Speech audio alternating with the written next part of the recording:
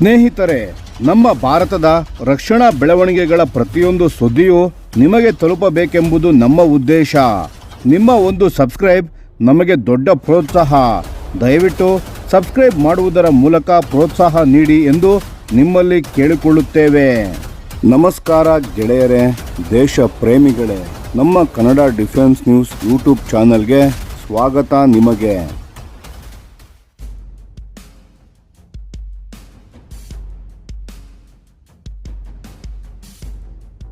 IAC-2 ಭಾರತದ ಹೊಸ ಯುದ್ಧ ನೌಕೆಯ ತಂತ್ರಜ್ಞಾನ.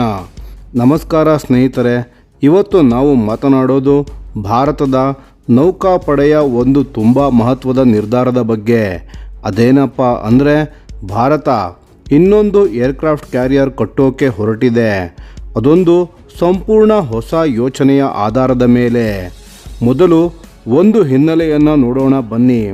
ನಿಮಗೆ ಗೊತ್ತಿರಬಹುದು, INS ವಿಕ್ರಾಂತನ್ನು ಭಾರತ ಸ್ವತಃ ಡಿಸೈನ್ ಮಾಡಿದೆ. ಕೊಚ್ಚಿನ್ ಶಿಪ್ಯಾರ್ಡ್ನಲ್ಲಿ ನಿರ್ಮಿಸಿತು.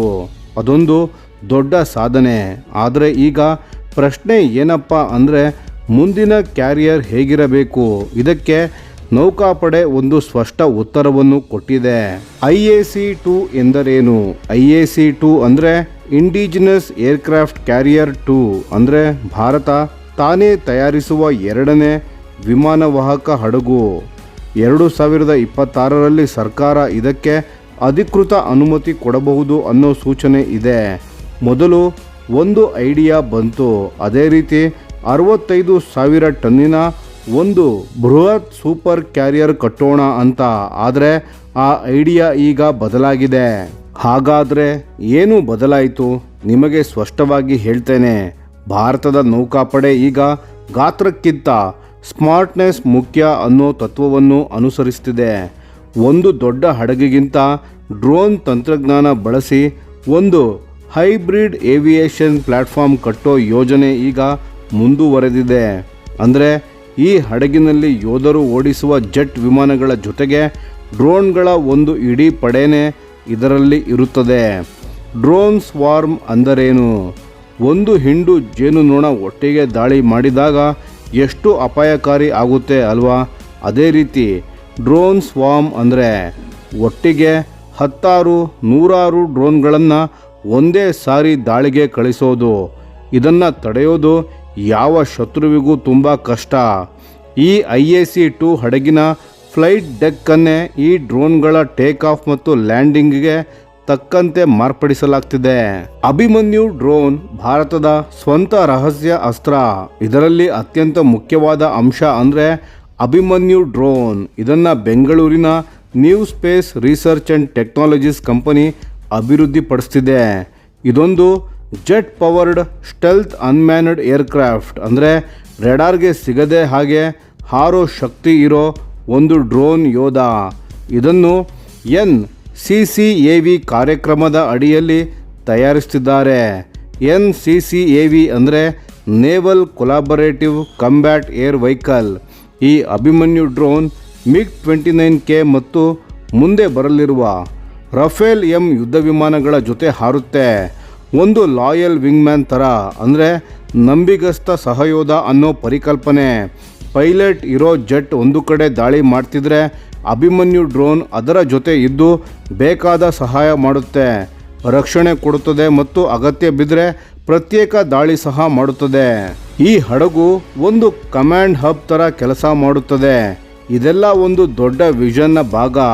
IAC-2 ಕೇವಲ ವಿಮಾನವನ್ನು ಹಾರಿಸೋ ಹಡಗಾಗಿರಲ್ಲ, ಅದೊಂದು ಕೇಂದ್ರ ಕಮಾಂಡ್ ಹಬ್ ಆಗಿರುತ್ತದೆ. ಅಂದರೆ ಆಕಾಶದಲ್ಲಿ ಡ್ರೋನ್ಗಳು, ಸಮುದ್ರದ ಮೇಲ್ಮೈಯಲ್ಲಿ ಅನ್ಮ್ಯಾನ್ಡ್ ಸರ್ಫೇಸ್ ವೆಹಿಕಲ್ಗಳು, ನೀರಿನ ಅಡಿಯಲ್ಲಿ ಅಂಡರ್ ವಾಟರ್ ಡ್ರೋನ್ಗಳು, ಇವೆಲ್ಲ ಒಂದೇ ನೆಟ್ವರ್ಕ್ನಲ್ಲಿ ಸಂಪರ್ಕಿಸಲ್ಪಟ್ಟು ಒಂದೇ ಹಡಗಿನಿಂದ ನಿಯಂತ್ರಿಸಲ್ಪಡುತ್ತವೆ.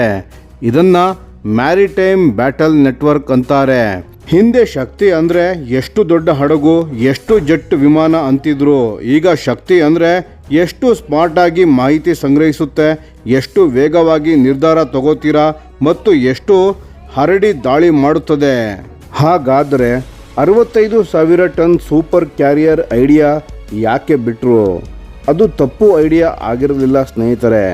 ಒಂದು 65,000 ಟನ್ ಸೂಪರ್ ಕ್ಯಾರಿಯರ್ ಇದ್ದರೆ ಏನಾಗ್ತಿತ್ತು? ಆಕಾಶದಲ್ಲಿ ಭಾರೀ ವಾಯುಶ್ರೇಷ್ಠತೆ ಇರ್ತಿತ್ತು, ತುಂಬ ಹೆಚ್ಚು ಯುದ್ಧ ವಿಮಾನಗಳನ್ನು ಒಯ್ಯಬಹುದಾಗಿತ್ತು, ದೂರದ ಸಮುದ್ರಗಳಲ್ಲಿ ತಿಂಗಳುಗಟ್ಟಲೆ ಇರಬಹುದಾಗಿತ್ತು, ಇಂಡೋ ಪೆಸಿಫಿಕ್ ಪ್ರದೇಶದಲ್ಲಿ ಭಾರತದ ಸ್ಥಾನ ಭದ್ರ ಮಾಡ್ತಿತ್ತು. ಆದರೆ ಸಮಸ್ಯೆ ಏನು ಅಂದರೆ ಇದಕ್ಕೆ ಎಷ್ಟು ಹಣ ಬೇಕಾಗ್ತಿತ್ತು, ಎಷ್ಟು ವರ್ಷ ತಗೋತಿತ್ತು ಅನ್ನೋದು ತಲೆ ಸುತ್ತು ಭರಿಸುತ್ತದೆ. ಮತ್ತು ಇನ್ನೊಂದು ಅಪಾಯ, ಇಷ್ಟು ಖರ್ಚು ಮಾಡಿ ಒಂದೇ ಹಡಗಿನ ಮೇಲೆ ನಿಂತರೆ ಅದೊಂದು ಹಡಗು ಹಾಳಾದರೆ ಇಡೀ ತಂತ್ರಜ್ಞಾನ ಕುಸಿಯುತ್ತೆ. ಶತ್ರು ಮೊದಲ ದಾಳಿ ಆ ಒಂದು ಹಡಗಿನ ಮೇಲೆ ಮಾಡ್ತಾನೆ. ಹಾಗಾದರೆ ಏನು ನಿರ್ಧರಿಸಿದರು? ಸರ್ಕಾರ ಒಂದು ಬಹಳ ಪ್ರಾಯೋಗಿಕ ನಿರ್ಧಾರ ತಗೊಂಡಿದೆ. 45,000 ಟನ್ ತೂಕದ ಕ್ಯಾರಿಯರನ್ನು ಕಟ್ಟೋದು ಎಂದು. ಇದನ್ನು ಕೊಚ್ಚಿನ್ ಶಿಪ್ಯಾರ್ಡ್ ಲಿಮಿಟೆಡ್ ಅಂದರೆ CSL ನಿರ್ಮಿಸುತ್ತದೆ. INS ವಿಕ್ರಾಂತನ್ನು ಅಲ್ಲೇ ನಿರ್ಮಿಸಲಾಗಿತ್ತು. ಗಾತ್ರದಲ್ಲಿ ಸರಿ ಸುಮಾರು ವಿಕ್ರಾಂತ್ ಥರಾನೇ ಇರುತ್ತದೆ, ಆದರೆ ಡೆಕ್ ಡಿಸೈನ್ ಬದಲಾಗುತ್ತದೆ, ಡ್ರೋನ್ ಆಪರೇಷನ್ಗೆ ತಕ್ಕ ಸೌಲಭ್ಯ ಇರುತ್ತದೆ ಮತ್ತು ಭವಿಷ್ಯದಲ್ಲಿ ಕ್ಯಾಟೋಬಾರ್ ಸಿಸ್ಟಮನ್ನು ಅಳವಡಿಸೋ ಸಾಧ್ಯತೆ ಇದೆ. ಕ್ಯಾಟೋಬಾರ್ ಅಂದರೆ catapult assisted take off but arrested recovery. ಸರಳವಾಗಿ ಹೇಳಬೇಕು ಅಂದರೆ ಇದು ಅಮೇರಿಕನ್ ಕ್ಯಾರಿಯರ್ಗಳು ಉಪಯೋಗಿಸೋ ತಂತ್ರಜ್ಞಾನ. ಸ್ಪ್ರಿಂಗ್ ಬೋರ್ಡ್ ಇಲ್ಲದೆ ಕ್ಯಾಟ್ಪಲ್ಟ್ನ ಮೂಲಕ ವಿಮಾನವನ್ನು ಚಿಮ್ಮಿಸೋ ಪದ್ಧತಿ. ಇದು ಭಾರವಾದ ಯುದ್ಧ ವಿಮಾನಗಳನ್ನು ಹೆಚ್ಚು ಸುರಕ್ಷಿತವಾಗಿ ಏರ್ಲಿಫ್ಟ್ ಮಾಡುತ್ತದೆ. ಇದರಲ್ಲಿ ಮೇಕ್ ಇನ್ ಇಂಡಿಯಾ ಪಾತ್ರ ಏನು? ಇದು ಕೇವಲ ಒಂದು ಹಡಗಿನ ಕಥೆಯಲ್ಲ, ಇದು ಭಾರತದ ರಕ್ಷಣಾ ಉದ್ಯಮದ ಸಾಮರ್ಥ್ಯವನ್ನು ಬೆಳೆಸಿಕೊಳ್ಳೋ ದೊಡ್ಡ ಅಧ್ಯಾಯ. ಅಭಿಮನ್ಯು ಡ್ರೋನ್ ಬೆಂಗಳೂರಿನ ಕಂಪನಿ ತಯಾರು ಮಾಡ್ತಿದೆ. ಹಡಗಿನ ನಿರ್ಮಾಣ ಕೊಚ್ಚಿಯಲ್ಲಿ ಆಗುತ್ತಿದೆ. ತಂತ್ರಜ್ಞಾನ ಭಾರತದ ಮಣ್ಣಿನಲ್ಲಿ ಬೆರೆತಿದೆ ಹಾಗೂ ಬೆಳೀತಿದೆ. ಇದು 65,000 ಟನ್ ಸೂಪರ್ ಕ್ಯಾರಿಯರ್ನಷ್ಟು ಡ್ರಾಮ್ಯಾಟಿಕ್ ಆಗಿ ಕಾಣದಿದ್ರೂ ಇದು ಭಾರತಕ್ಕೆ ಇಂದು ಬೇಕಿರೋ ಸರಿಯಾದ ಹೆಜ್ಜೆಯಾಗಿದೆ. ಒಂದೇ ಮಾತಿನಲ್ಲಿ ಹೇಳಬೇಕು ಅಂದರೆ ಭಾರತ ಇನ್ನು ಮುಂದೆ ಸಮುದ್ರದ ಯುದ್ಧವನ್ನು ಗಾತ್ರದಿಂದ ಗೆಲ್ಲೋ ಐಡಿಯಾ ಬಿಟ್ಟು ತಂತ್ರಜ್ಞಾನ ಮತ್ತು ಜಾಣ್ಮೆಯಿಂದ ಗೆಲ್ಲೋ ದಾರಿಯನ್ನು ಆರಿಸಿಕೊಂಡಿದೆ. IAC-2 ಅದರ ಪ್ರತೀಕವಾಗಿದೆ. ಸ್ನೇಹಿತರೆ, ಈ ವಿಷಯ ನಿಮಗೆ ಇಷ್ಟ ಆಯಿತಾ? ಹಾಗಾದರೆ ನಿಮ್ಮ ಅನಿಸಿಕೆ ಮತ್ತು ಅಭಿಪ್ರಾಯಗಳನ್ನು ದಯವಿಟ್ಟು ಕಮೆಂಟ್ ಮಾಡಿ ತಿಳಿಸಿ. ಧನ್ಯವಾದಗಳು.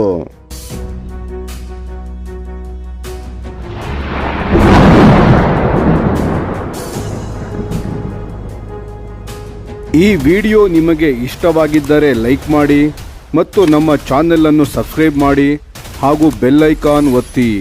ಯಾವ ಅಪ್ಡೇಟ್ಗೂ ಮಿಸ್ ಆಗಬೇಡಿ. ಡಿಫೆನ್ಸ್ ಸುದ್ದಿಗಳನ್ನು ತ್ವರಿತವಾಗಿ ಪಡೆಯಿರಿ. ನಿಮ್ಮ ಬೆಂಬಲವೇ ನಮ್ಮ ಶಕ್ತಿ. ಭಾರತ ಬಲಿಷ್ಠವಾಗಲಿ ಎಂದು ಆಶಿಸುತ್ತಾ ಭಾರತ ಮಾತೆಗೆ ಜೈ. ಧನ್ಯವಾದಗಳು.